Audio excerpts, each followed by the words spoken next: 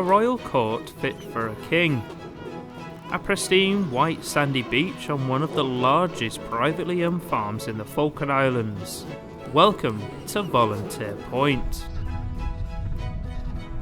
Volunteer Point is an impressive nature reserve named after the ship the Volunteer in 1815 and is located to the north of East Falklands. There are two ways to access this stunning narrow sandbar, either by off-road vehicle which requires a trained driver, or by helicopter to experience the wonderful aerial shots of the countryside. Once you arrive, you will see the largest king penguin colony in the Falkland Islands. This species of penguin is the largest in the archipelago and have held their royal dynasty since the first recorded visit to the Falkland Islands in the 18th century. These large birds also breed at the neighbouring South Georgia and Macquarie Islands near New Zealand.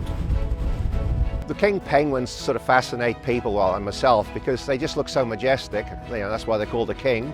Beautiful colours, yet they can be quite aggressive with each other when they're sitting on eggs. There's so much to just watch. They're a bit like humans. If they're walking along and they slip or trip or fall over, the first thing they seem to do when they get up is look around to see if anyone spotted them, as if they shouldn't be doing it. Like happens to us when we slip on the ice or something. So. The king also has the longest breeding cycle, taking 14 to 16 months to fledge a single chick. One egg is laid between November and March, with both parents incubating the egg for an estimated 55 days. Once the egg hatch, the chicks grow into large fluffy balls. During the wintertime, the adults leave to feed while the chicks are left on land in creches. During this time, the chicks have to fast, relying on their fat reserves, built up during the summer months. And it's at this point when the chicks become curious and inquisitive to visitors.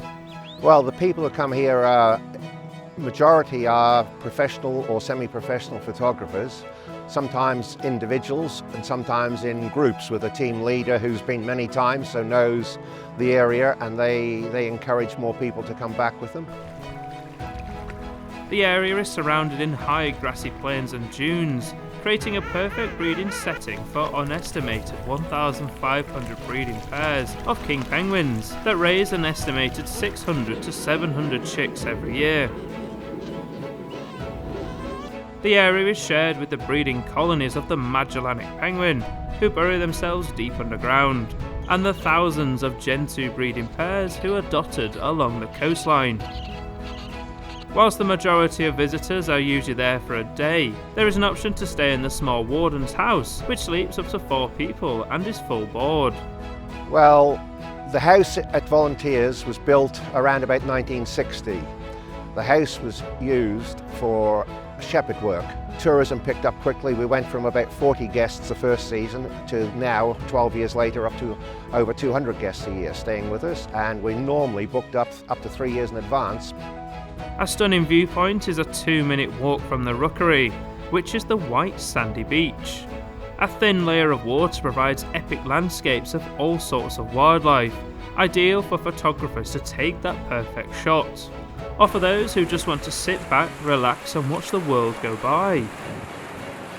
Interestingly, beneath your feet, the rocks forming the Volunteer Point headland are hard quartz sandstones, and are among the oldest of the Falkland Islands sedimentary rocks, which started their existence as sandbeds deposited in shallow water. Well, my favourite thing about Volunteer Point is just the uniqueness of the area, the quietness. The rest of the world can be rushing by and you can just be sitting here relaxing on a nice sunny day. At the most, in an evening or an early morning, we only have 4 guests or so you've got the whole place to yourself, and it's just lovely not to be in the hustle and bustle of everywhere, just to see wildlife in its true colours. Many visitors come to see the penguins at Volunteer Point every year, as it is listed as an important bird area approved by BirdLife International, and it is the warden's role to make sure that there is minimal disturbance to this spectacular sport fit for a king.